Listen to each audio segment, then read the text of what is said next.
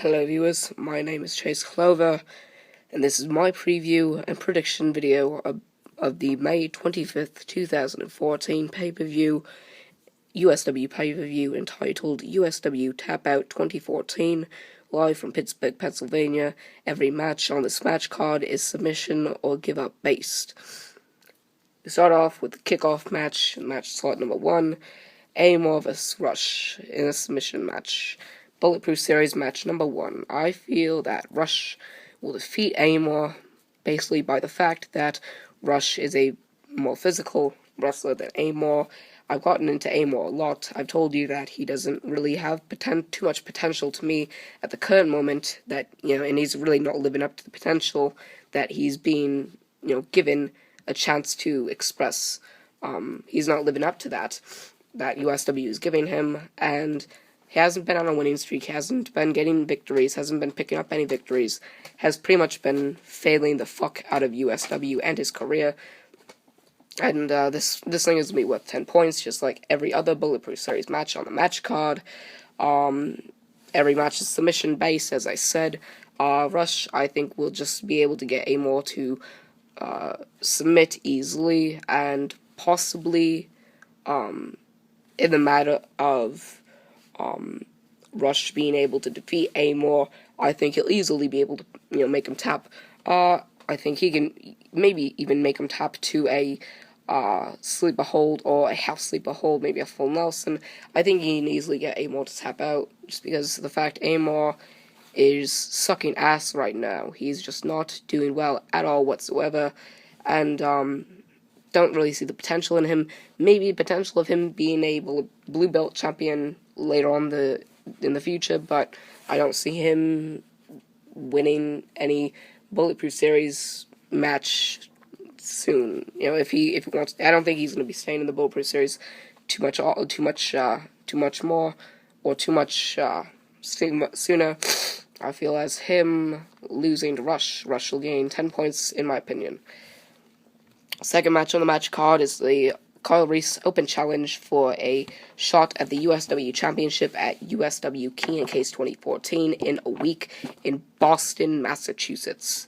Boston fucking Massachusetts. Someplace that is not a wrestling fan. Any type of wrestling fan would not be here. So what? It's the home state of John Cena. That doesn't make a difference. They're only going to watch wrestling if it's John Cena related. I don't think USW is really going to have a great pay-per-view there case, but my fucking preview of this bullshit will be Kyle Reese vs. Derek Carter. Derek Carter was signed to USW earlier on, and I think this is a perfect chance for him to be able to defeat Kyle Reese easily, fucking easily, and be able to get Kyle Reese to tap out, because of the fact that Kyle Reese is not going to defeat any top build performers in USW. So my prediction will be that Derek Carter defeats Kyle Reese and gets a fucking USW Championship match at Key and Case 2014. So that's my prediction for that. Third match on the match card is for the Extreme Championship as a fucking submission match. For the Extreme Championship, Crimson Red defends the Extreme Championship against MC4. Fucking idiots. Rivalry sucks ass. I'm going to swear a fucking lot because this pay-per-view absolutely sucks dick. God damn it. Whatever. By the way, this fucking video is being filmed a few days before Sunday. It's, I think, Wednesday here, and this is going to be put out the day of the pay-per-view on Sunday where I live, and so it's a submission match.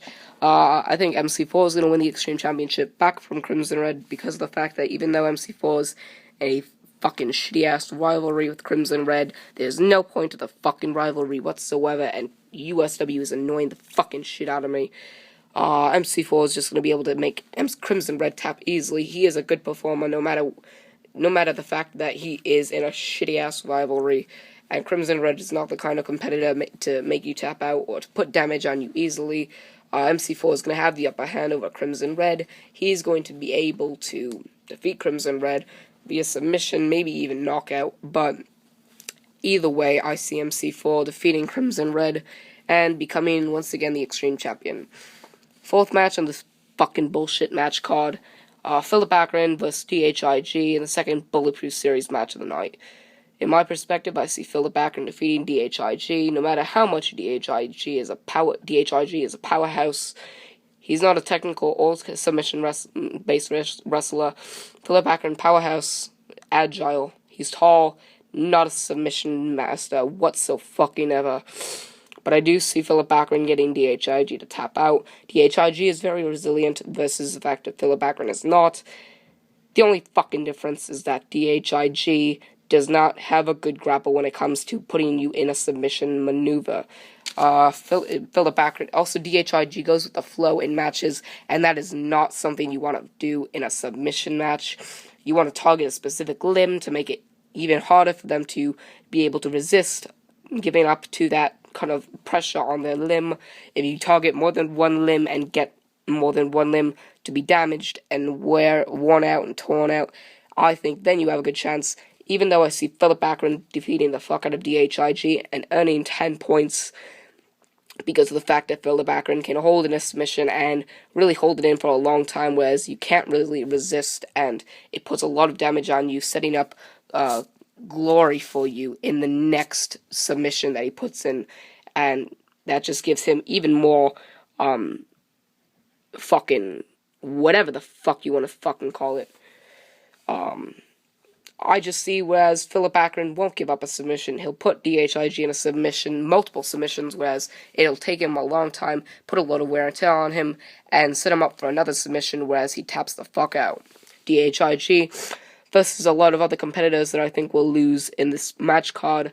I feel like DHIG will still be able to have a fighting chance versus more other losers in this match card that I think will lose, and most of them will not be able to have a fighting chance. But I feel like DHIG has at least a little bit of a chance, as long as he targets a certain limb and doesn't just go on with the fucking flow. Fifth match on the match card is Tall Man Chris Ross vs. Indigo Child. I feel that Tall Man Chris Ross will defeat Indigo Child because of the fact that Chris Ross is tall. He's very great at technical wrestling. He's also a very good submission wrestler. Indigo Child, not a submission wrestler. He does have a grapple, so if he puts you in a submission, he could keep it in a long time, make it even harder for him to break out. He is very resilient. Tall Man Chris Ross is very resilient as well. Not as resilient as Indigo Child. I believe it'll be a battle, but I think Tall Man Chris Ross will defeat Indigo Child because of the fact that he does have a great chance with submissions. Indigo Child doesn't really have a great chance with submissions. Does have a lot of resiliency. That's why I think this match will go on for a while. Indigo Child has a chance of winning. I don't see him winning against Tall Man Chris Ross, though. So there's that. Sixth match on the card is fucking stupid. Brandon Stickler vs. Eli. No doubt in my mind, Brandon Stickler will defeat Eli via fucking submission. He could even knock him the fuck out. Brandon Stickler, he is not a submission machine, but Eli is not a wrestler in my book. He is not a wrestler of any kind. He is still developing, is still learning, doesn't deserve to be in the fucking mid-card of a pay-per-view. That is something that makes this pay-per-view so fucking stupid. This match is just absolutely stupid. It's absurd. There's no reason to even have this as a filler match. But no doubt in my mind, Brandon Stickler will defeat Eli. I don't even see why Eli's even in this pay-per-view at all whatsoever. Brandon Stickler should be facing someone like Indigo Child or Greyhound or whoever. But Brandon Stickler, tall versus Eli, freaking agile, I guess. But Eli has no chance against Brandon Stickler.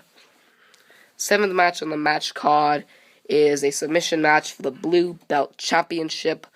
James defends the Blue Belt Championship against the mysterious Enigma. Enigma and James have not... Neither Enigma or James have fought on intensity at all in the past few weeks, which sets up a lot of negative hype for this pay-per-view matchup. James is a champion. He goes into this match, has a fighting chance against Enigma, but I feel like Enigma will defeat James, and become once again the new blue belt fucking champion. Enigma is not put in any kind of submission at all in his shortened career here in USW. James isn't a submission wrestler either. We haven't even seen if Enigma will be a submission machine in the ring, but I do feel that James has a chance against Enigma versus the fact that Enigma is freaky. He does. I am rambling on. God damn it. Oh, this video is going absolutely terrible, but I'm gonna keep it fucking going. I should have a swear counter in the middle of the frickin' screen. But, fucking Enigma, I feel like will defeat James. He's very, scary. He's got a horrifying presence, petrifying presence in the ring. He will scare the living shit out of you, and I feel like he's got James right where he wants him. Both have had a lot of time off. I don't know what the fuck happened to Chain Reaction. That dude disappeared into fucking no man's land.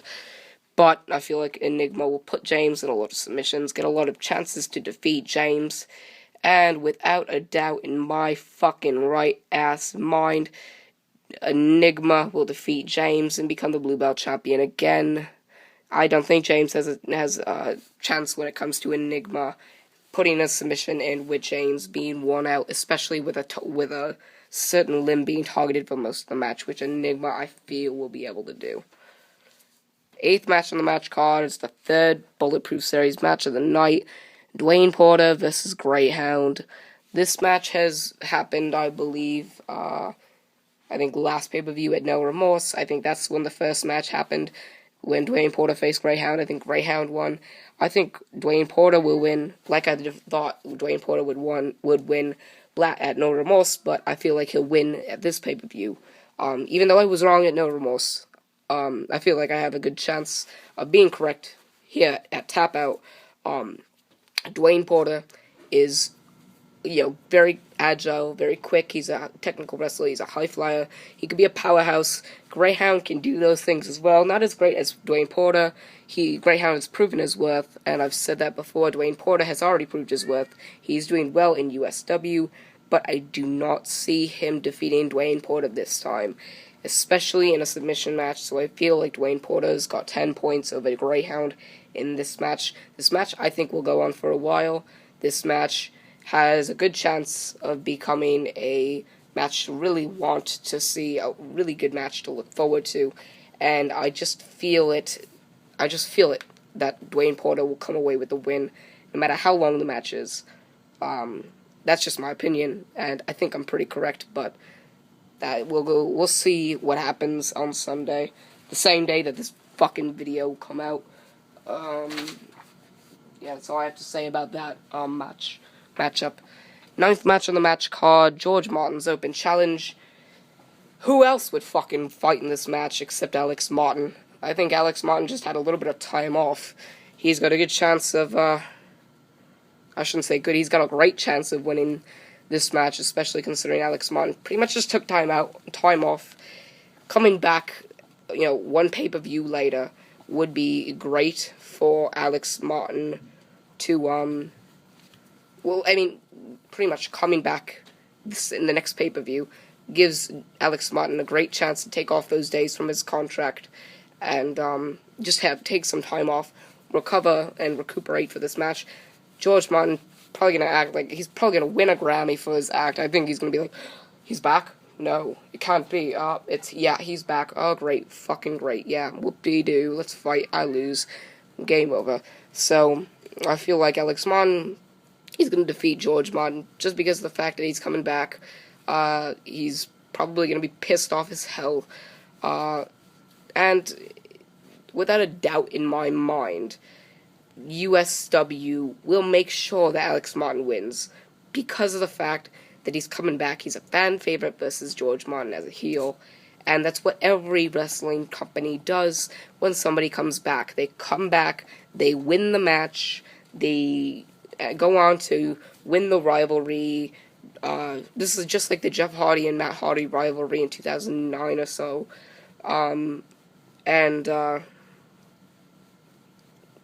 pretty much having Alex Martin win would just be like copying every other wrestling company. It would just be like having The Rock beat CM Punk at the Royal Rumble in 2013, I think, and then after The Rock beat John Cena at WrestleMania 28 in WWE, John Cena beat The Rock at WrestleMania 29.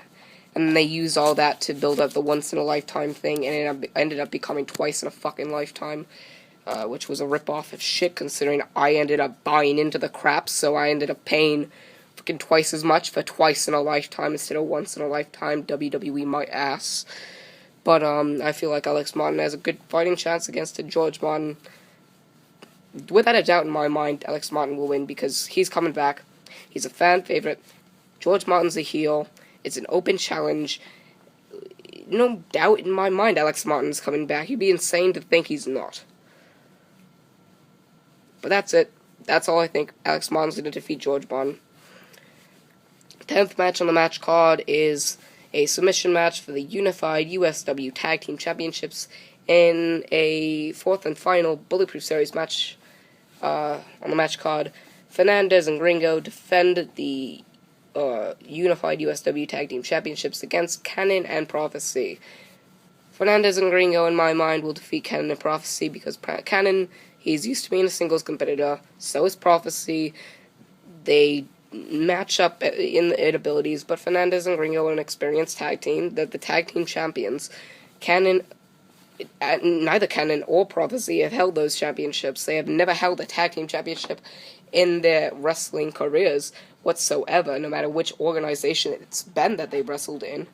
Cannon and Prophecy don't really stand a chance when it comes to the tag team division in the current moment in time, and I'm surprised that the tag team championships are even still being used at, while Fernandez and Ringo in the Bulletproof Series, because, guess what that does for the tag team division?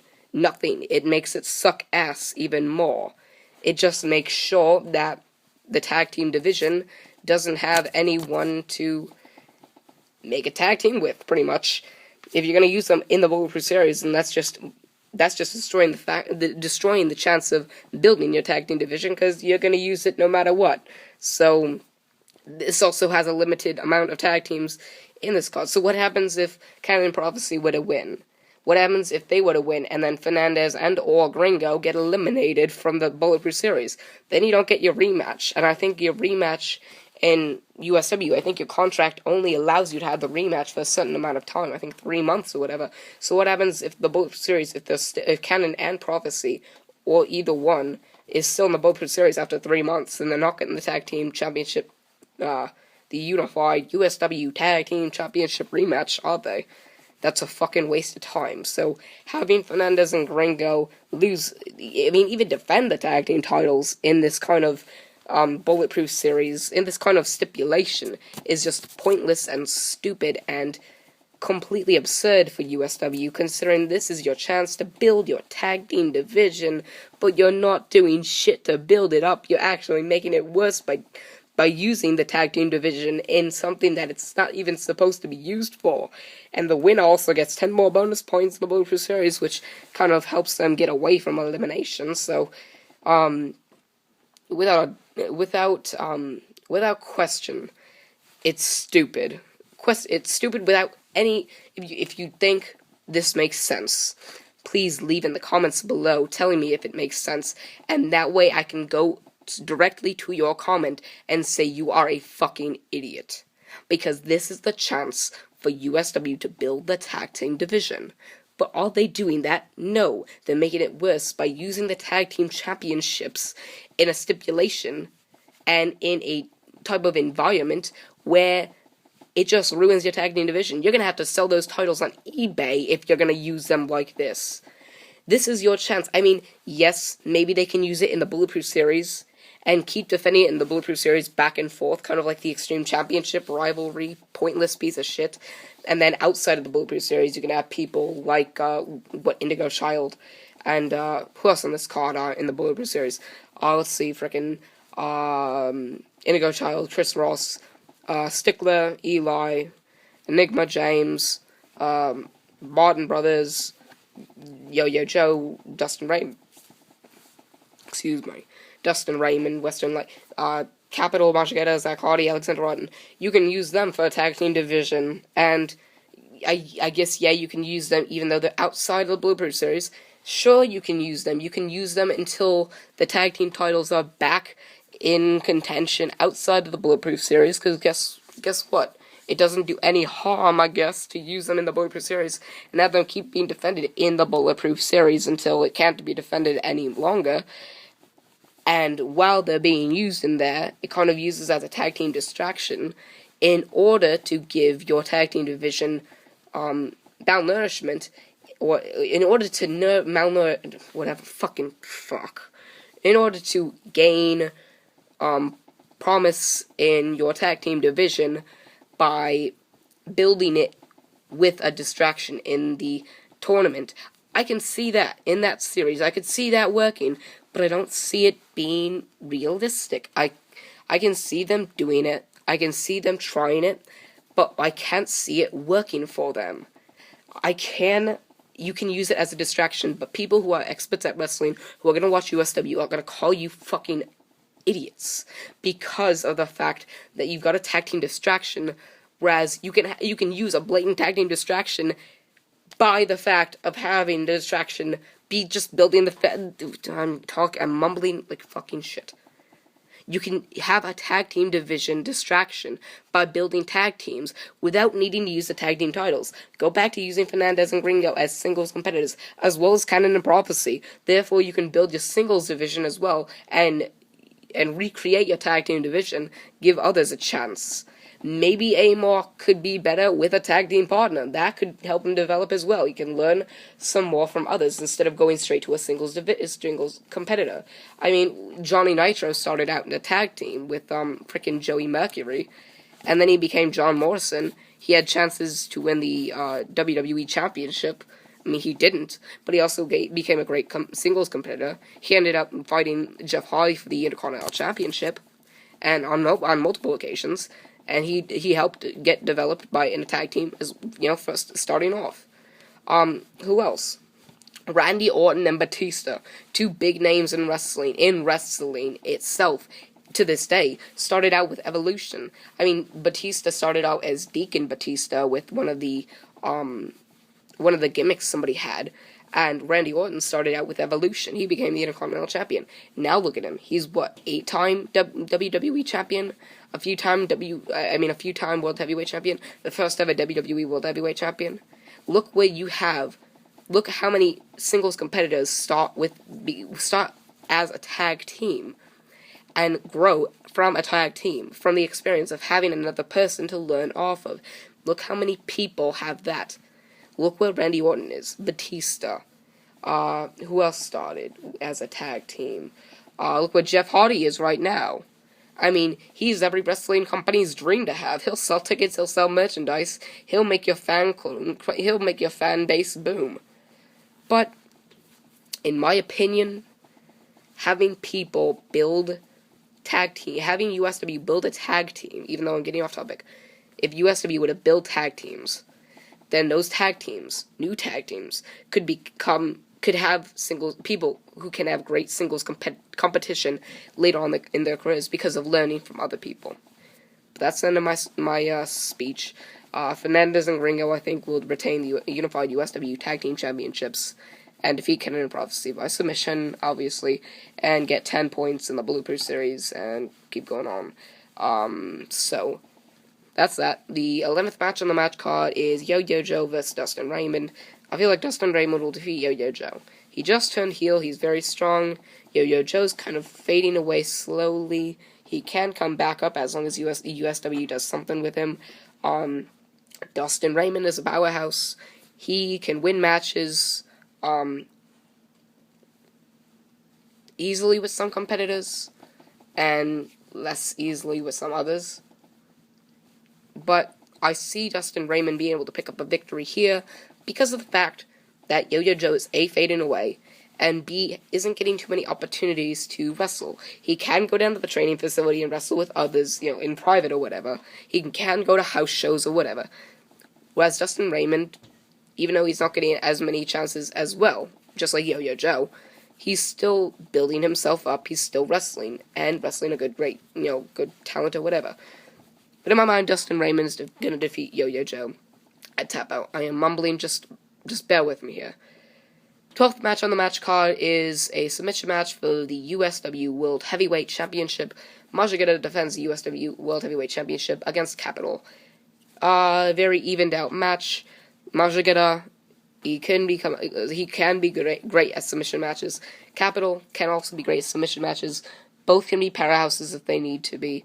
Majigeta can be a high flyer, and Capital can be a technical wrestler. In my mind, these wrestlers stand out build up evenly. It's going to be very hard for me for once to pick a winner. In my mind, though, I see Majigeta because of the fact that he has more experience. Wrestling-wise. And also because of the fact that he has dealt with a lot of crap that's been given to him. He's overcome odds. I see him being able to defeat Capital, even though Capital is a powerhouse. He does use his strength to his advantage. And even though he has a lot of he has a lot of energy and can really explode in the ring, I feel that Majigeta can find a way to defeat Capital, just as the same way that he's found a way to defeat Lone Wolf twice before and retain the World Championship. He defeated Cannon before, he's defeated Zach Hardy before, he's defeated others before, and even though he's had help with Lone Wolf from Yo-Yo Joe, I still feel like Majigeta has a chance to defeat Capital, and I think he's going to do it. I think he's going to use his experience to his advantage and be able to outsmart Capital, retain the USW World Heavyweight Championship. Would I be surprised if Capital won? No, but I would take it as a good thing for Capital. I would congratulate him if I see him in person, if I got the chance. I'd congratulate him. I'd give him props for winning. Pretty much that. I wouldn't be surprised. He is a good wrestler. He is quickly rising up the ranks, and he has a good chance of defeating Majigeta, and I wouldn't be surprised one bit if he were to win. So, but my prediction is that Majigeta will retain the USW World Heavyweight Championship against Capital. Next match is the 13th match on the match card, and is the main event of the pay-per-view, a knockout match for the USW Championship. Zach Hardy defends the USW Championship against Alexander Rotten. My prediction, Zach Hardy is going to defeat Alexander Rotten. Well, let me think of that. Actually, no. My prediction, Zach Hardy will narrowly defeat Alexander Rotten. Alexander Rotten, his finisher is a submission move, and he can make you tap out to that. He can make you pass out from the pain, and it'll be easy for Alexander Rotten to pick up victories in a knockout match with other competitors. But you're talking about Zach Hardy. You're talking about someone who's been experienced. He's been wrestling for Kyle Reese for over half a decade. He's been doing it since a young age, and he's won a total of 30 world championships in his career. You're talking about someone who hasn't given up. He hasn't given up. Doesn't tap out. He maybe taps out maybe once every few months. Never been knocked out. He's knocked others out, but he has never been knocked out. This is going to be a very, very, very difficult task for Alexander Rotten. Also Zach Hardy, because it's going to be difficult to be resilient against that submission move. But I feel like Zach Hardy still has a great chance of beating Alexander Rotten. Does Alexander Rotten have a chance of beating Zach Hardy? That's the real question. My answer is yes. My answer is yes because of the fact that Alexander Rotten is strong. He can use his body to his advantage, and he has that submission maneuver. He has that submission maneuver that can make you pass out.